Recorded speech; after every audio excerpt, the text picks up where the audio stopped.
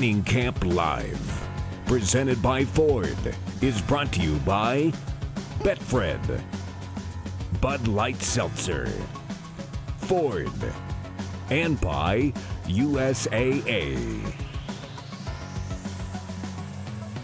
After the first padded practice of training camp yesterday, the Broncos are back out on the field, and we are less than 1 month away from that Broncos home opener against the Tennessee Titans.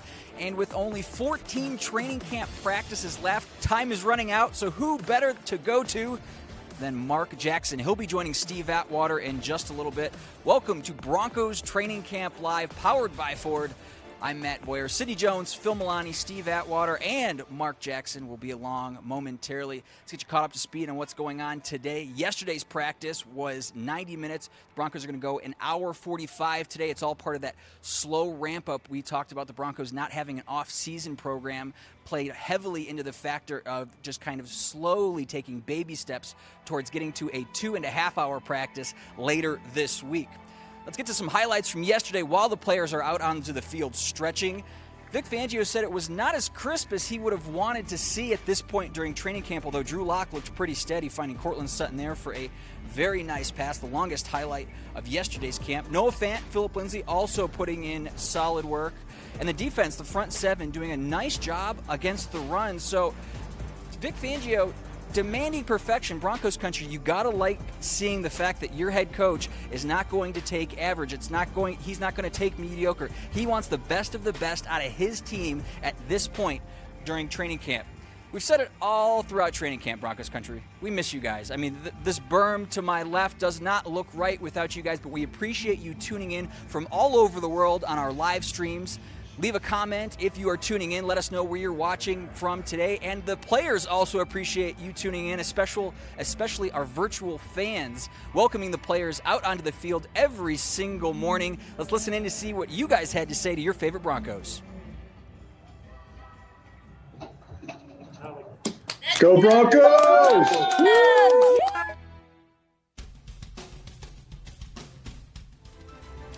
Our thanks to Broncos Country for tuning in every single day. We're hearing a lot from you on these live streams, as I just mentioned. We're also hearing a lot that you guys want to be able to hear, or you guys want to be able to see what's going on with Drew Lock. How's that young offense look? Who's Lock's favorite receiver? Well, addressing some of that yesterday, Drew Lock met the media, and he said that you can prepare as much as you possibly can for an NFL training camp during the offseason, but really, there's no substitute.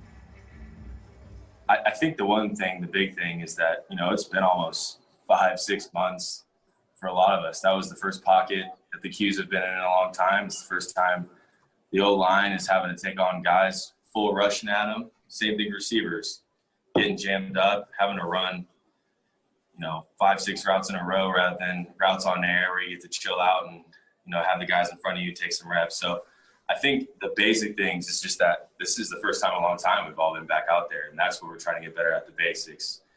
Locke also saying that the extra work he got in with guys like Nick Van Nett, Noah Fant, Courtland Sutton, and those private off-season workouts is also paying off big time here as they kind of get slowly into that Pat Shurmur playbook here early on in 2020. All right. Let's head down to Hall of Fame Plaza at field level. It looks like the guys are starting to wrap up that stretching period. And our special guest today, we mentioned it at the top, Mark Jackson. There is no drive in the 1986 AFC Championship game without Mark Jackson catching passes at Cleveland Municipal Stadium on a cold afternoon.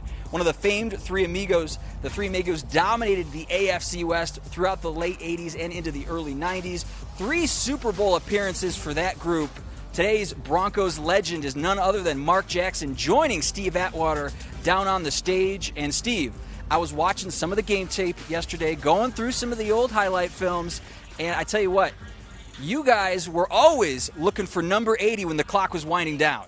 Yes, John Elway had a lot of confidence in Mark Jackson, as you can see from the film. Thank you for the introduction, Matt. And thank you to my guest, Mark Jackson, for being here. Mark, you like that introduction? I love that introduction, Matt. Thank you so much. You are one of the most intelligent guys I've seen and heard from today. That's for sure. Well, I mean, you haven't heard from many people today, though. I've talked to a few people now. I get up early. I do more before noon than most people get done all day. Check out, but oh man. So what do you think? All the elite is rolling through right now. Oh, yeah, the yeah. media elite, that is. Mark Jackson, thank you for being here with me. Steve Atwater, it is a pleasure. How do you like the setup? I love it, man. We did it for you. So, I was wondering, so Steve Atwater is a good friend of mine. I'm just name dropping right now. He is a Hall of Famer. He called me up. Actually, he texted me. It's 2020, right? Yeah, Nobody man. calls anybody anymore. I call from time to time. He texted me. I see you once a month anyway. Says, MJ, I got a gig for you, paying about 20, 30 G's. Can you show up at training camp, hang out with a brother? And I was like, I'm a little busy, but let me see if I can clear my schedule. Yes. Thank you for playing See your how quickly I did. Yeah, Steve Atwater. Many of you guys don't know. I'm not going to be able to give you the 20. I'm going to give you 10 now. Did we exceed the budget? Yeah, we exceeded the budget. Yeah, man, I'm excited. I'm always excited to hang out with my man Steve Atwater, the Smiling Assassin. You know him, Hall of Famer. I'm excited because I didn't know this about you. So I was coming on, I was like, let me dig a little more into Steve Atwater's history. Why'd you have to do that? Because I knew that our path had crossed at times in our lives. Okay. So I didn't realize you were born in Chicago. Yeah. I was born in Chicago. What? And Russ Jennings was born in Chicago. Really? All the homeboys are right here in Colorado. Started from the bottom, now we here. We made it. Started from the bottom, now the whole team here. Oh, man. Yeah, so He's a rapper, too. I mean, we're a long way from Lutheran North in St. Louis, which is also, I went to high school in Alton, Illinois, which is less than, 30 miles minutes, away yeah. from Lutheran. So our paths have been crossing all this time. And now, look, we're social distance. We're exactly 6 feet apart from each other. We could have been in the car somewhere. You Driving in one past- car. Yeah, and didn't even know. Elevator goes like one of those romance deals, right? Yeah, just He goes up, she comes down, that type of thing. That's how it happened. I'm glad we never collided before. We collided every now and then. Yeah. Try to run me over. Man, what a beautiful day, huh? So MJ, Yeah. do you remember your rookie season? Oh, man, that was a long time ago, bro. Well, You lost your phone over there a little bit beforehand. I had to check with you to see if you remembered your rookie season. We said what happens on the stage stays on the stage. And we're not even 2 minutes. Did you hear that? We're not even 2 minutes into this, and he's already exposed me for my slutoethim. I can't even pronounce it. But yeah, I something what I remember most about my rookie season was it was hard. It was hot. We were in Greeley, Colorado, smelling Dick Monford's fresh air up there in Greeley. And nothing like this. Manicured fields, right? Music playing in the background. This is like a movie set. We didn't have music back then? No. We had Walkmans. You had to bring, if you want some music, bring your own Walkman, right? So MJ, when you were in this situation, I'm thinking about the rookies right now. What was going through your mind, third, fourth, fifth day of camp? A couple different Were you things. settling in a little bit? No, I was still really nervous. I was a 6th-round draft choice, so just so everybody knows my little my path to the NFL, I was a walk-on at Purdue University. So when I'm speaking in public to big audiences, a lot of times it's mostly women, and I'll ask them, do you know what a walk-on is? Most people don't know what a walk-on is. So I'll ask them, have you guys seen the movie Rudy? And everybody's seen the movie Rudy, of course. Everybody's cried through that movie. And I just tell them I was the Black Rudy at Purdue. So literally no talent, no skills, but a lot of passion for football. And so when I got here, it was a road less traveled by because it took me 5 years to get out of Purdue and to actually get onto the field my 5th year and have an opportunity. So how many guys are out there? 50, 60 guys? I think it's around 70-ish. 70 guys? There was 120 plus at my first camp. Wow. So double that. So we had like 18, 20 receivers. So you're saying they can be a little bit more relaxed than you were? Absolutely. It was extreme competition in that you're not going to get a lot of reps. So, my rookie year was, and we used to do this thing called the 40s. conditioning test. So we had to run 1040s. I think they stopped that by the time you got here. Did you do that? No, I didn't. Okay. Up off 58. Oh, Yeah. Oh, yeah. Well, how was your legs feeling after that? We used to do it in camp. So the rookies used to report a week earlier before the vets, and we did it in camp that week, that Wednesday, before the veterans. So by the time the veterans reported, our legs were shot. My legs were shot. Done. My legs are shot. So it's a totally different situation. I love the competition, though. Just sitting here, I know what's going through these guys' minds and their brains. You know, they know there's limited spots, and they're looking at people that may become friends. You know. You never know. That's one of the great things about being on the team is the camaraderie. You know that. Yeah. That's one of the things that I miss the most about leaving the game. But they're also competition. So in that receiver room right now, those guys are looking at each other, sizing each other up, and when they get out in the field, they know they have to perform. And they have a lot of competition at that position. A lot of competition. Yeah. I don't know. Is Juwan Winfrey back in today? I know he's out with a groin. Yeah, I'm not sure. I know he had tweaked something. I think it was yesterday. See the injury report. Yeah, Winfrey. Is he out there? I think he's out there though. Yeah. Okay. Good for him, man. Because you can't. You know what the saying is, right, Steve? Can't make the club in the tub. Can't make the club in the tub, my friend. And I'm really pulling for him. CU grad, a guy that has a lot of talent. And Dan Reeves used to say that all the time. He wants to bring. That's why he brought in so many guys. Is he wants to bring in as much talent as possible, because if talent's pushing talent, then you're going to have the best guys on the field when it's time to suit it up and the real season starts. Let me ask this question about receivers. It's probably not the appropriate time, but as a receiver, whenever you preface do most wide receivers enjoy blocking? Most wide receivers do not enjoy blocking, but there are a few weird guys like me who you enjoy blocking. Well, that's how I got on the field. So remember, I was a walk-on, so I'm the smallest guy on the team, but the coach knew I was the feistiest. That I would sacrifice my body to open up a hole for a running back, or to just, blocking at the receiver position isn't like blocking at the offensive line position. Blocking at the receiver position is really just positioning. You just want to be a okay, so as a receiver, who was the easiest person on the defense for you to block? Or the person when they called your number, you knew you had to block this, you're like, oh, yeah, I got it. Ooh, man. I felt confident against every team that I lined up on Sundays, except one. No, I'm talking about the team. I'm talking about the position. Oh. Like, was it the safety? I know it wasn't well, safety. No, not the safeties. Joey Browner, I played against some of them. I played when the NFL, when men were men. Right, Steve? Because you were one of those men. You tried to knock people out. Oh, man. Smiling assassin. But I remember playing against the Vikings, and Joey Browner had he had some Cooper hockey elbow pads on. Yes. This dude was padded up, and I play on the strong side. I'm a receiver, so I'm a instead of a split end, I was the wide out, right? So I always played on the tight end side, which is where Joey Browner always lined up. And I had to come in and crack him, or I had to come in and try to chop him, and man, it was never ever fun. So yeah, blocking a defensive back, I think they have pretty much the same mentality that most of the receivers have. Is we're out here to make big plays, right? Not to block, and on the defensive side, not necessarily to make tackles. Yeah. So yeah, you'll find guys every now and then that enjoy and take pride in that. And for me, I had to. I didn't really have any options. I had to be a blocking receiver because that was the only way I can get on the field. You didn't have to. I mean. Oh, yeah. Seriously. If you want to play, though. We have time for a quick story? Let's do it. So, my fourth year with Purdue, I'm still, I was a walk-on.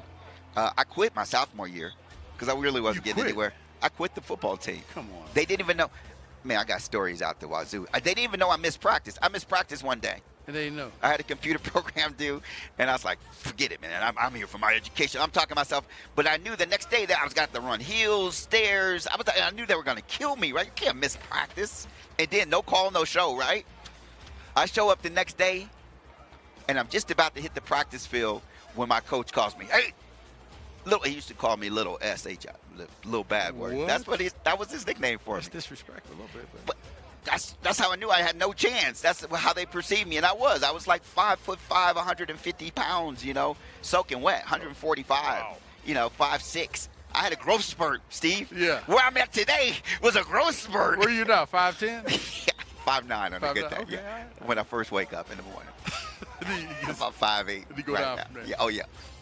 So I finally get on the field, man, and I'm on because I'm a blocker. And on this particular play, the quarterback I've flushed out to the right, and instead of sending in, they were sending in the plays with the receiver. So now it's 3rd down and short. And instead of sending in the play with the receiver, the coach just said, "Hey, Jim." And he gave Jim Everett was my quarterback. He gave him the play. Uh-huh. So I'm waiting for someone to send, like they always do. I was never in on the 3rd down situation. So Everett comes, all right, hold on. He spits out the play, right? And it's a quick hitch to me. And I'm like, oh, my God. So I'm like, First chance. oh, dude. So I'm shaking, man. I get up to the line of scrimmage. And 3, 6, 8, 8. And I'm like, oh, man, this is crazy. All right, I got to focus. Then all of a sudden, I'm starting to get my confidence. I hear from the sideline, this is a true story. What the hell is Jackson doing in the game? He was the head coach. Man, I started shaking, sweat, palpitating. My heart's going crazy. Man, Everett, this is a true story, man. You can Google like plays now. I need to go and grab it. We were playing like Ball State. It's like a little, Little Sisters of the Poor. Ball State was pretty good. I catch the ball. I take it about 40 yards, bro, on a little hitch.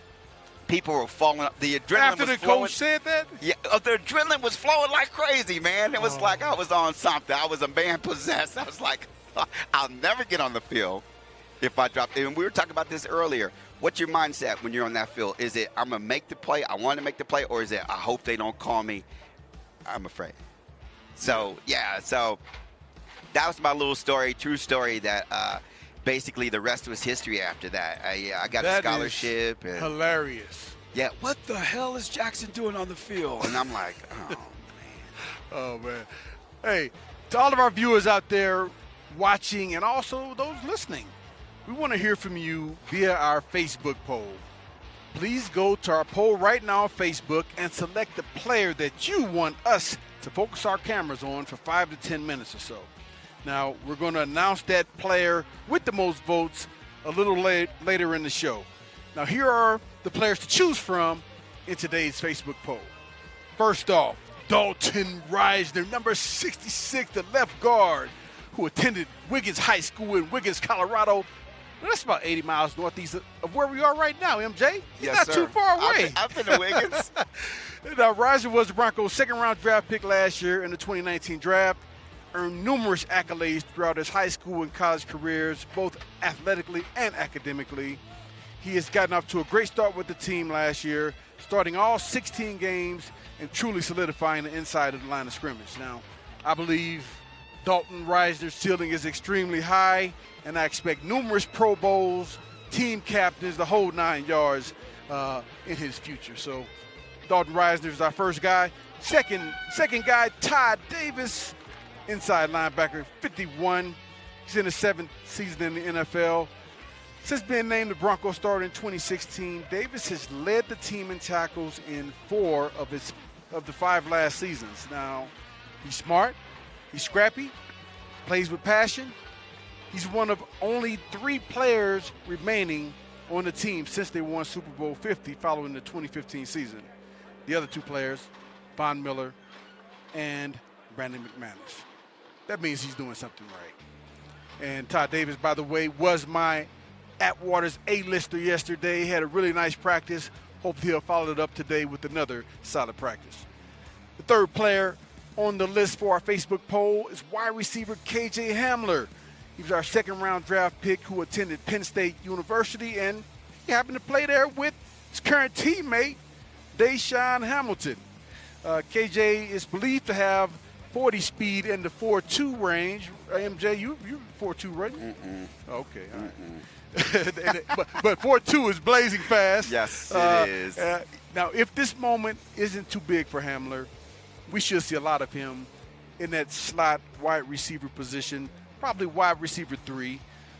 along with him returning punts. Now, if this moment is a little bit too big for him, we're probably not going to see him as much. We'll probably see him sparingly, at least as a returner, and we'll see, because I think KJ Hamler is 100% in control of how much he sees the field.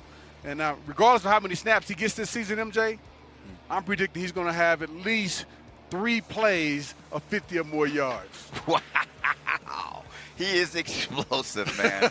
He is explosive. I was watching him. What was it? Devontae Harris was covering him on it was kind of a post corner move that he put on him. Yeah, Russ knows about that one. That's an inside joke. Yeah, I think he might have been watching some old MJ film. Yes, he does. Oh man! And then 4th player for our Facebook poll today is Nick Vanette. He's a tight end who's in his. He was a 3rd-round draft pick for the Seattle Seahawks in 2016. In 3 seasons and 3 games with the Seahawks, I'll tell you why it's 3 seasons, 3 games, but in 3 seasons and 3 games, he totaled 48 receptions, 463 yards, and 4 touchdowns. After that 3rd game, in his 4th season, he was traded to the Pittsburgh Steelers. He added another 13 receptions, 128 yards to his stats. Vanette signed with the Broncos in March of this year. And I've been seeing him line up on the line of scrimmage as a tight end, and a lot of the 12 personnel. That's 1 back, 2 tight ends, 2 receiver sets. And I think they're going to use him to block quite a bit. And he'll catch some passes as well, just to change things up. But he's primarily going to be a run-blocking tight end. And he's a big dude. He is. He's a big guy. So, again, everybody, go to the Facebook poll. Vote for the player that you want us to focus the cameras on for 5 to 10 minutes or so, a little later in the show. Can I vote? I was going to ask you that. Who would you vote for? I'm voting for KJ. I want to see KJ. You already know. We already just vote, man. Hey, Spotlight, baby. Action. Well, actually, Lights, camera, action. we had Rod on yesterday. Who do you want to see? Well, Glasgow? No, we thought it was going to be Jerry Jeudy, but it wasn't. All right, who was it? Who were the selections? Who were the? Do you remember? I'm testing your memory now. All right, who did we have? That's a good one. We had. And you're getting no support in your ear. We had Jerry Jeudy. They're like, you're on your own. We had Philip Lindsay. Okay. No. We had Cortland Sutton. Man, never mind. Okay. Let's go. Let's switch to We had another question. receiver. Right. We had Philip Lindsay. Who did he choose? Linebacker. He chose Philip Lindsay. Philip Lindsay. Yeah. Philip, you know what? I watched a little video. And you know who won, right? Pardon me? You know who won, though? It wasn't Philip? No, that's who Rod selected. Right. I would assume that he's a crowd favorite as well, that he would have won. Oh, man, the wide receiver won, man. Really, you guys, man, you know you guys are the prima donnas. Yeah, I guess you're right. And you say you think KJ Hamler is going to win today? Yeah, I think KJ Hamler is going to win today because we need to see him. I do too. I'm putting my little influence on there.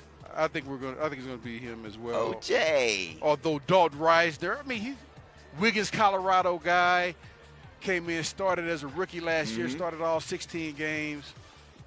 I met Dalton Risner at the East-West Shrine game, and he just had the biggest, brightest personality of all the guys out there, man. And I'm so happy that we were able to draft him in the 2nd round, and it was crazy how that all worked out.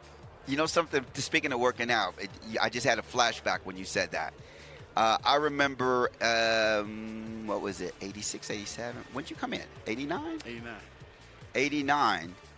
The big, you know, the Broncos were looking at their draft board, and who were they looking at? Lewis Oliver. The Big Lou. Big Lou out of the U, right? The U, yes, sir. A lot of speed, you know, big guy that can, like, blaze and not afraid to hit, can cover. And then there was this other guy. I think he went to Arkansas State, Middle Arkansas. Yeah. He was a Razorback. Arkansas A&M. A&T. Oh, man, that was the Razorbacks, man. What you talking about? And you know something, when you talk about it's amazing how things work out. It is. And I believe in it. We were talking about this earlier. I believe in divine intervention. I know we all have our own choices we get to make, but I think some of us are just blessed and highly favored. Yeah. And I really see Dalton Risner as that guy to take over that offensive line room. Maybe not this year, But definitely in the next year or the year after that, he's going to be that steadfast guy that hopefully the Broncos can keep around here, that will start with the Broncos, retire with the Broncos, and as you say, playing many, not just Pro Bowls, but Super Bowls with the Broncos. Yeah, I agree. We've got a screen showing A.J. Bouye, the cornerback who came over from the Jacksonville Jaguars. He had a time with the Houston Texans where he and Kareem Jackson actually played together. So I know it felt good coming back playing with the guy that he had some familiarity with. I'm happy to have him. He's a guy, look at the size on him. I know. he reminds me of, who did we have my rookie year? I cannot think of Charles Demery. He reminds me of a Charles Demery type, very athletic but very slender. No, he's not slim. He's a little bulkier, I think, than Demery was. Demery was. Yeah, he was. Yeah. Yeah, and AJ, he's pretty physical too. I like his physicality in the run game and when he's coming up to support when guys break out. And he's definitely, guys, I'm scouting him out. I'm going to give him a double move. Definitely a double move guy. Double move. Hey, we're going to go over the field for a second. Phil, what you got over there with Mr. Tom McMahon, the special teams coach?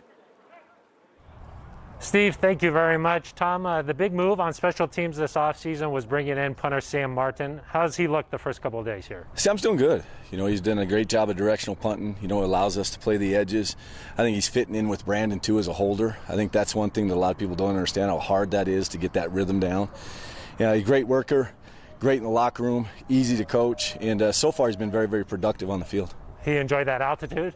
Yeah, I think he does. I think at the beginning, it even gets to a punter in a punt period, the wind, but I think he's adjusted to it very well. He's been here since early July. And what's the latest returner here? We know that Deontay Spencer took over that role a little bit, but we've seen a few guys come through there. Yeah, there's a lot of guys back there right now. In all honesty, we're going to let them compete, try and catch as many balls as we can off the jugs from Sam, every single day just catching balls. And the young players, the biggest thing for them is catching an NFL punt. We're trying to get 5-0 hangs on every single rep for them so that they're get ready to play. But at the end of the day, there is no clear-cut guy yet. We want this to be open, find that best player, and we got to put them in competitive situations these next 2 weeks. And for young guys trying to make this roster, special teams is crucial. What have you seen from the guys toward the end of the depth chart? All the young players that have come in, they're doing a great job. The speed of the game got them, in my opinion, the first 2 days so far. Yesterday, they really started to pick up the speed, especially on punt rush. Like guys just running by them and they didn't have their feet set yet, but they're doing much, much better. At gunner, some of the young gunners have shown a lot of speed. They play long. We have some long guys that are in camp, and I look forward to covering kicks with these guys and return kicks. Tom, thank you so much for your time. Really appreciate it. Appreciate you guys. Take care. Let's send things over to Sydney Jones. Thanks for that, Phil. Some good insight there from Coach McMahon. Now, Broncos Country, if you're just now tuning in, we are doing social media giveaways every single day on our live show.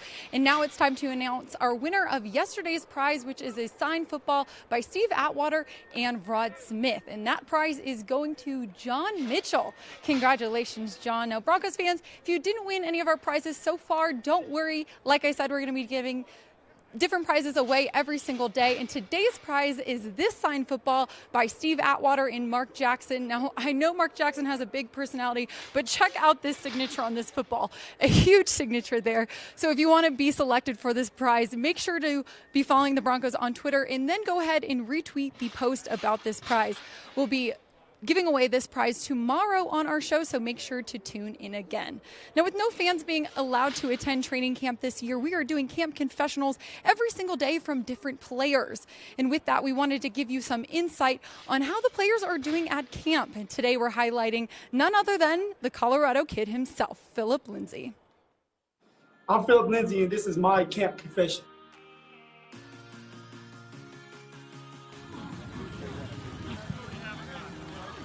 I think from my body standpoint, my mind standpoint, and just the focus I have, I just have a bigger focus now. And partly that is because I have a baby boy at home, a beautiful baby boy, and it just brings a lot more to my life. And I know that this football stuff, it comes and goes. All it takes is one cut, and you're sitting there, on the outside looking in. So I don't take anything for granted. I do a lot of stuff that includes being hit and having the pads on. So that's where I excel at. So I'm excited to be in it. I'm excited to get used to it. It feels like I never, took them off. And, I think that's a good feeling.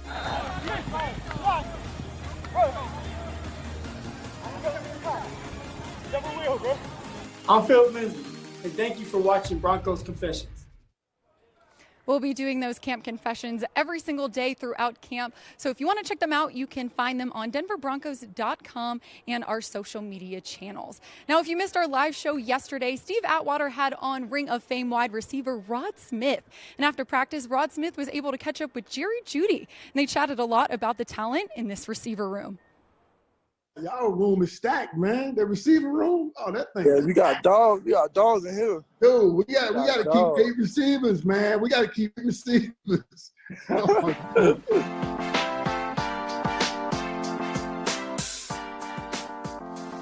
You was born for it. You was born for it. How was that first day in those pads? Oh, it felt good. It felt real good. Hearing a lot of click-clacking, contact. Bringing the energy up a little bit. We have a good energy in practices, good practice. We're going to end up having a good practice, so it feels good. What's been your one highlight for you so far, man? Just being here from I know you've been up here for about a month or so, but what's been that one highlight for you that just stand out so far? Oh, no, the most thing I was looking forward to being here is really practice, seeing how practice goes, seeing how they schedule everything, and see how I'm going to do against, the older guys, and see guys that been in the league 4, 5, 6 years, That's what I was looking forward to the most coming down here. But now that I see how it is, I feel comfortable now and just getting better each day. Now, that was just a little portion of their conversation. So if you want to check out the whole thing and the whole video, you can find it also on our website. Now, with COVID-19 happening this year, the Broncos annual 7K will be happening virtually. That'll take place this Labor Day weekend. And all participants can either run or walk their own 7K from anywhere in Broncos Country territory. Now, if you want more information on that and how to register, you can look online at broncos7k.com. And all the proceeds for that will be benefiting the Broncos charities COVID-19 relief efforts. All right, Broncos fans, we're going to take a quick break, but don't go anywhere, because when we come back, you'll be joined again by Steve Atwater and Mark Jackson.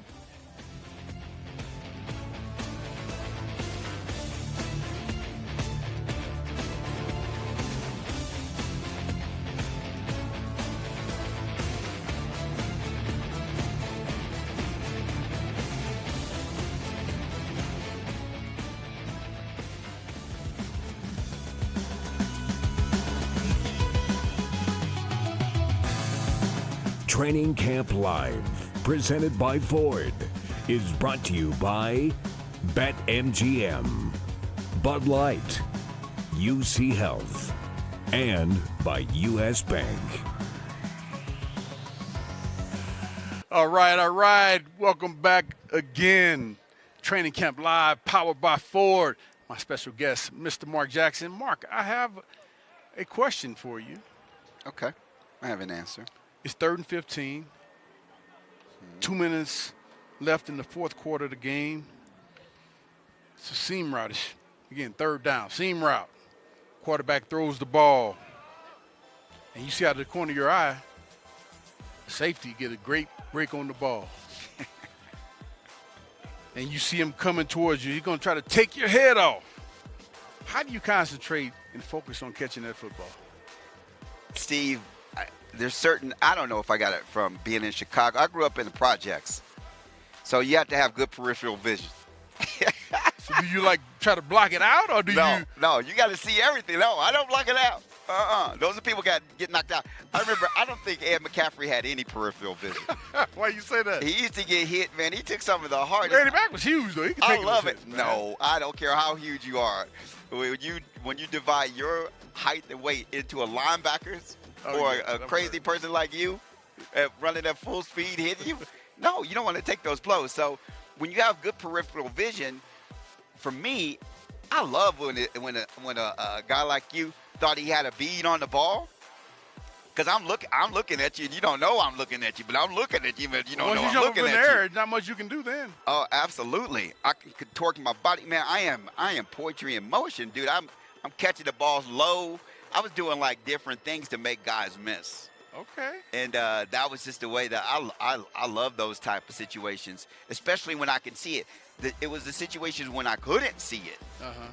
Is That's when you get blowed up. Oh yeah. Is or when you You know what? you blowed up. Al Williams, come on, man! You got all kind of celebrities on the set. Yeah, we say Bradley Chubb. Chubb. Oh man, I'm so happy that he's back. That knee is feeling good. Oh man, what an asset. So we were talking about this earlier. You know, looking at the Denver Broncos draft classes going back to 2015. Man, there's not anybody going back from that Super Bowl team and then the next year. But it was that class, the 2017 class, that really started to pick this thing up. Yes. And over the last 3 years, John Elway and company have just done an excellent job of filling the roster with talent, man. Talent. It's hard to beat talent. I think it was Lou Holtz. They were telling him how great of a coach he is, and he says, you know something? I'm a great coach, but I got great talent. Oh, you got to have that to have a great team. I mean, he was so humble in understanding that. And literally, when you look at that 2017 class, I'm looking at it. That was a class with Garrett Bowles in it, who's, he gets a lot of criticism.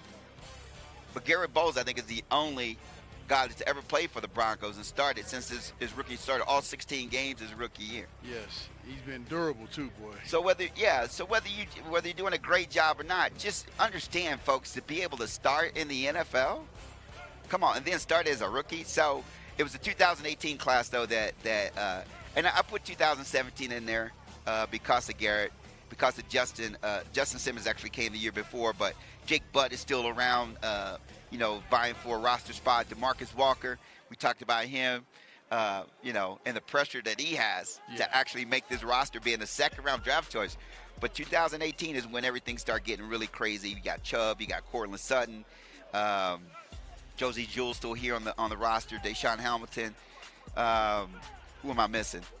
2019, you guys saw it. I mean, the explosiveness of a Noah Fant, it was really questionable. I think a lot of people wonder, why did they spend a first-round draft choice on this guy? Oh, right? He's the real deal, though. He's the real deal. I mean, and not only his stats when he was at Iowa, but also how he performed at the Combine, running that 4.51, as big as he was. That was extremely impressive. But he had a fairly shaky or pedestrian start. But I think it was, which game was it, where he bust out down the sideline? He caught like a Cleveland, 10, 12-yard out. Cleveland Browns, and took that damn thing, man. And that's when everybody's like, all right, this guy's the real deal. Yeah. And you saw him start to elevate from that point. Dalton Risner in that class. And, of course, yours truly, Mr. Drew Lock. Drew Lock. I wonder what our third person has to say about Drew Lock. Where's our third person? Did we got a third person? We lost the third. The third person's behind us. They let somebody up. Did you hear that? Did you hear that little chuckle? Yes, sir. We got Alfred Am I the Williams third joining us. person? Yes, third person's in the building. I've always been number one. Yeah, I know. I knew you were going to say that. You're number one. I love. Hey, somebody take a picture. Atwater, Somebody take a picture. I'm like, Al Williams behind me. Give me behind I've always me. been behind you, Alpha. bro. Since your days as a Three Amigo, I've been behind you. Hey, right quick. The fans have spoken on Facebook. Uh-oh. Who would they say? Who would they pick? Take a guess. They better be listening to me. KJ Hamler Oh, yeah. is the person that our cameras are going to follow for the next 5 or 10 minutes or so. Come on. Again, second-round Get draft pick freaky out with of it. Penn State, 5'9", 178 pounds, a burner. Oh, Lord. And with him in the slot where defenders can't jam him, how big of an impact can he make? That was my position, Steve. So when I came with the Broncos, you had big Steve Watson, right? You have Vance Johnson, the new guy. He was the burner on the side. Clint Sampson. You had some players, Butch Johnson actually that year. But I settled into that slot position, and I loved it. And I think it's a position that, it's not about it's not as much about route technique. It's not much about anything but having a feel. They call it court presence when you're in basketball. Mm-hmm. Having a feel for finding the holes. Yeah. That's a good slot guy, can find holes. Yeah, but I mean, you got to be on the same page with your quarterback, though, That's right? the point for your quarterback. The quarterback sees it. The quarterback can see it. When you're out there on the field, you can't see. Remember I was talking about the peripheral vision?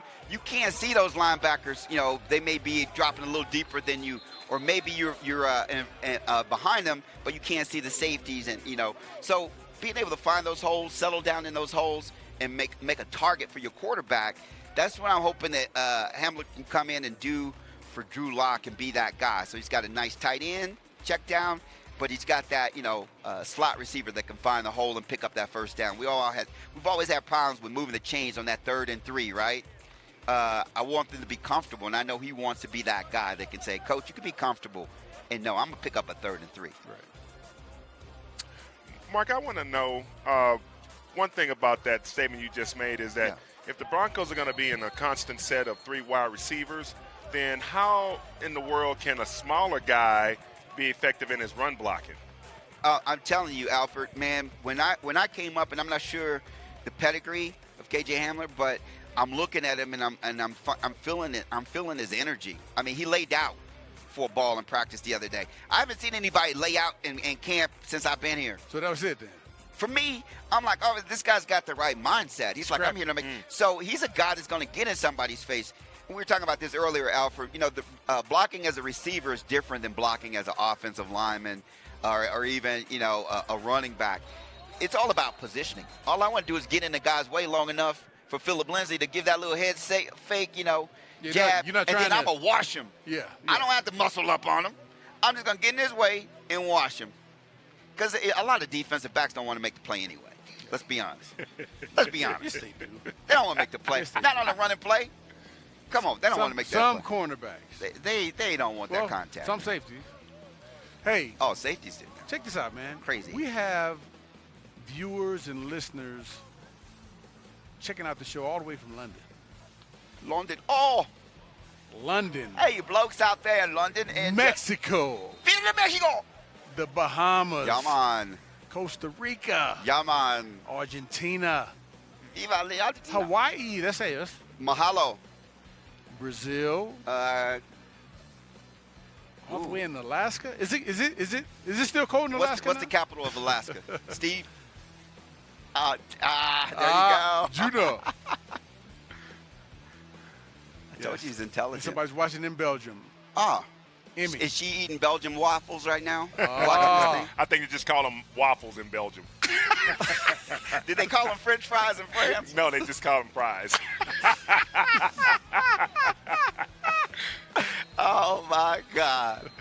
Hey, Broncos Country, like, lays out the entire globe, folks. Yes. This is what we're telling you here. Fiji Islands. I mean, Istanbul. I mean, there's people watching the Broncos all over the place. Yes.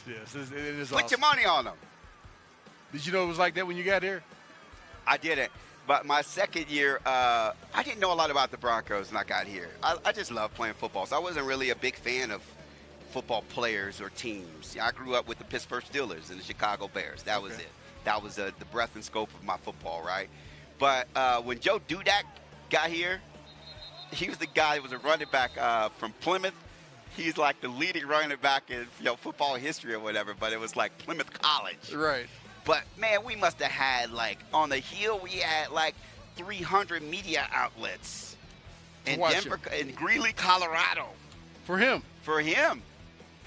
And literally, that's when I knew, we got something here. And then once we start going to, get some notoriety, going to Super Bowls, of course, when you have John Elway as your quarterback, the spotlight's on that guy, right? So everybody's waiting for him to bust out. He bust out his 3rd year in the league. And the rest is history. Yeah, speaking of running backs, we see Royce Freeman there. Nice carry up the middle. Royce. And another young guy that hadn't been a lot of fanfare around him, but I'm anxious to see what he can do is a guy named Bellamy, running back, I think with the Western Michigan. Yes, and got it. We started watching a little bit. I did yesterday and went back and watched the film of him in college, and oh my goodness, I talked to Philip Lindsay yesterday on radio about him, and Phil Lindsay thinks that he's going to add a new dimension to the team that they don't have. You know, his in and out movement at the running back position has just been special because of the jump cuts and the things that he can do. And man, I tell you, every time you hear about one of these guys that go undrafted, especially Mark, you could speak to this as well as I could, or Atwater. You got 12 rounds back when we played. Yeah. You know, those opportunities aren't there anymore for those guys. We're talking about 7 rounds of draft in the NFL, which, you know, a lot of guys won't be selected, and they get to pick their opportunity. And apparently, he felt good about coming to Denver. Yeah, it's amazing because the draft it isn't a science. You know what I'm saying? They don't have it down pat. There's Levante Bellamy there. It isn't a science, and you know they miss guys, and you know these are the times where these guys can really show what they can do and show that they should have been picked versus someone else who may have been picked at one of those other spots, and i.e. Philip Lindsay. Yeah, so you know something that's really crazy, man, about this is for the most part in the NFL, talent's going to rule the day. In college, you know, you got boosters, you got, this guy's dad's paying this much, or you got, like, coaches like this guy. For the most part, in the NFL, talent's going to rule the day. So the playing field's level, and we spoke earlier, you got 70 guys in camp. I'm looking at the depth chart for running backs, man. You got Lindsay, you got Freeman, you got Bellamy that we were just talking about, and Gordon. Who else do you have in running back room? I mean, those are some good odds, man. That's about it, isn't it? I'm literally telling you, we had 18. I think we had 20 to start camp receivers. Back in the day? Dan had 126 people in camp in 1986. That's how old I am. I go back to the 1900s. Yeah, man. So, you weren't going to get a lot of reps. Here, you guys got to get reps. They got 17 practices, so it's going to be less chances and opportunities, man. And you know what they say. Luck is when opportunity meets preparation. That's right. We saw Melvin Gordon there carrying the ball, getting wrapped up by A.J. Bouye. But, again, that's not, it's live, but it's not live. Nah. Right, and I was looking at this yesterday. This new level of intensity right now for the beginning of training camp is not like they're getting ready to play a game. Yeah, you know, I mean, we got to remember that they're not going to play any preseason games, so you have to ramp up to the tempo that you need. And right now, maybe they're just getting used to the pads right now. And one thing that you can notice is that when the first defense is on the field, that's a sack from Von Miller. When the first defense is on the field, what you notice is that they don't let guys just run through. Now, the second team, they may let guys run through. Good point. But the first team defense won't just let you slide through, which is good to see because, every time I'm on the field as a first team member, you want to make sure that you know that it's not going to happen over here. Yeah. I mean, I played with you, Steve. I mean, we couldn't let it happen. I can't do it. Can't do it. I'm sorry, Coach. You put the pads on. You can't say, we have pads on and then we can't hit. If you don't want us to hit, take the pads off. Hey, you know something? Y'all led a rough life. You have a different mentality of defenses back in that day. But you know something? I think in retirement, Al's gotten a little soft because he's got some binoculars, man. This guy's got binoculars. I got to see all the numbers clearly. He's the youngest of all of us. You're wearing glasses, Steve. Oh, yeah, good point. I don't need the binoculars. No, I just can't afford some, so I'm good. They got a shot at you now, Miguel. Your binoculars. Good shot. Yeah. Hey, Von Miller, he's been looking good. I've seen him in the backfield several times today. Man, he can turn it on. I think Von Miller is just a matter of when he wants to turn it on. He's got the motor. He's got the motor where he transcends. But the thing about it is, he gave some interviews, a few months ago, and he was talking about how when Kobe Bryant passed and watching the series with Michael Jordan in it, that affected him. And he's like, man, I think I can give more. And, man, it was deep. And you could see it. You could see just his demeanor, how he's flying to the ball. He's after practice, running sprints with the other linebackers, and he's up there at the front. He's going to take it to another level. Dude, I didn't watch. I'm on a late show, right? So literally maybe about a week ago, I binged it, and I watched that whole series. And I realized in my life, like I said, I always just loved football. I never really wanted to be on the Ring of Fame or the Hall of Fame or any of that. I never had that as an intense passion like that. And I was taking a shower when it came to me. It's like, man, did I let myself down? You know? I said the same thing. Just said the same thing 2 days ago. Really? I said the exact same thing 2 days ago. But I think my orientation to the NFL was different than yours, because you had great coaches here in Denver, but I struggled with trying to find a coach that I believed in, that he was saying the right things to me during you could trust the practice, you know. And if a guy tells you you're not going hard and you think that you're going hard and you don't trust him, then you end up not going hard until you get to a place where everybody was going hard, like here in Denver when I got here, and then there's a difference of intensity. Yeah. So you don't want to, right, and you don't want to leave it out there, Mark. That's crazy that you said that, because I'm like, man, how much better could I have been if I would have just focused on just being the best athlete I could be? But I was just having fun. I just couldn't believe, you know, we were just doing this and getting paid for it. I was just having a lot of fun. Yeah.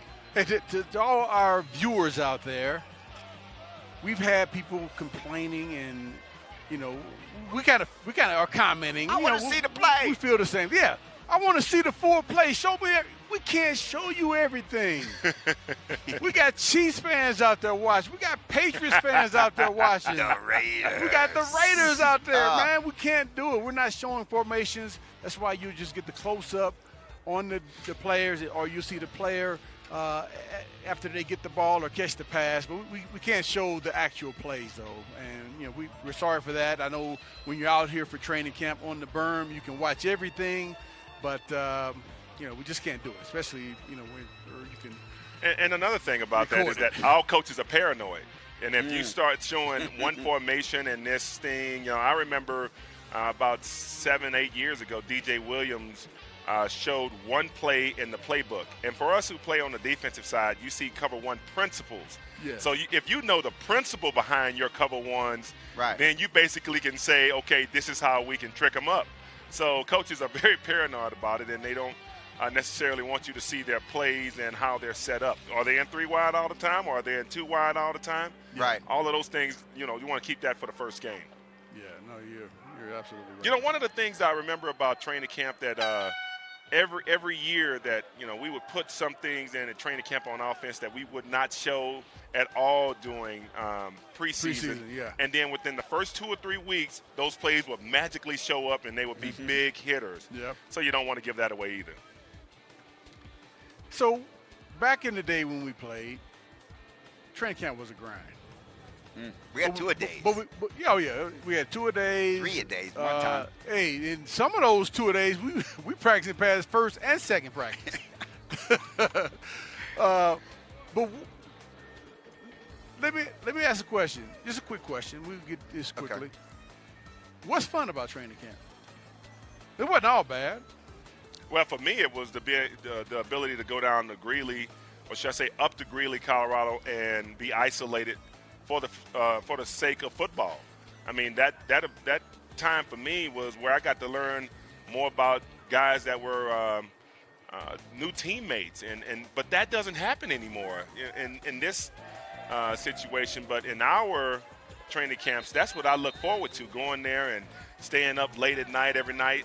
Every now and then going out and get every night.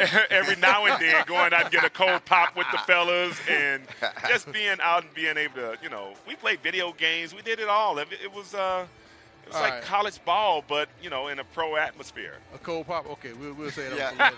Hey, Kareem Jackson picks off Drew Lock. That was the fun. The fun part for me was like, especially when other teams came into camp, was just like breaking ankles. Yes. I mean, it just reminded you of like Sandlot again, and just like growing up in the hood like I did. It was like we were competing, man.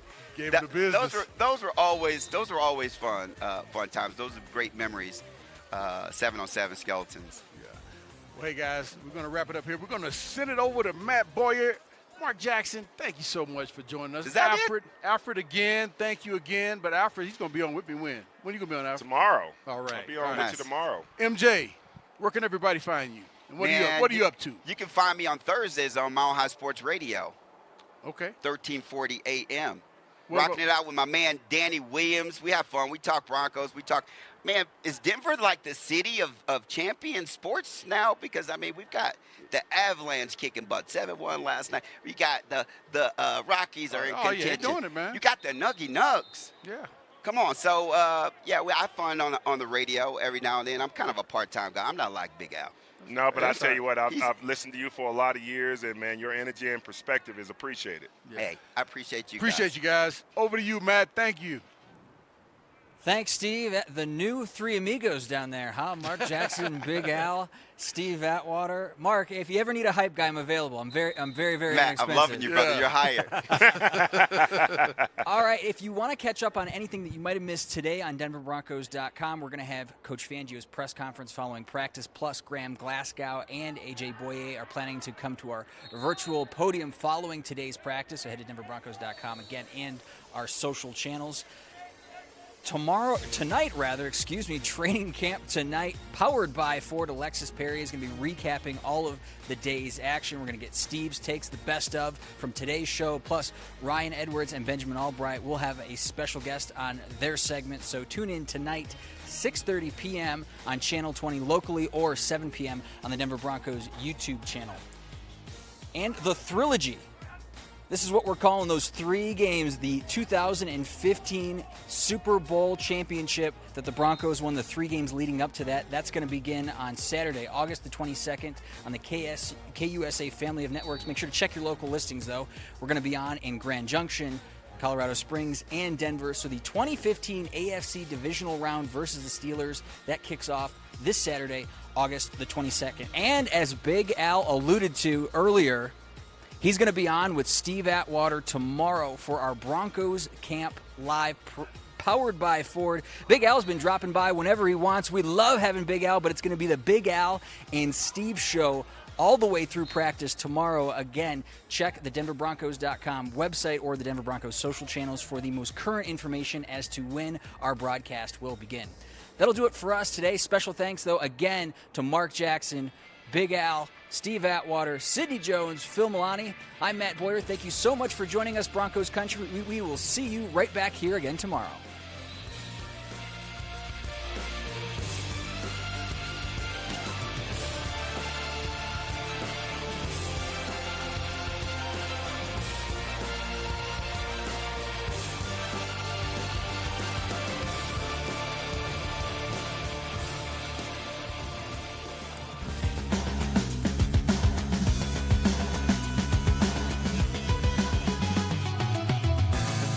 Training Camp Live, presented by Ford, has been brought to you by All Copy, Empower Retirement, King Soopers, and FanDuel.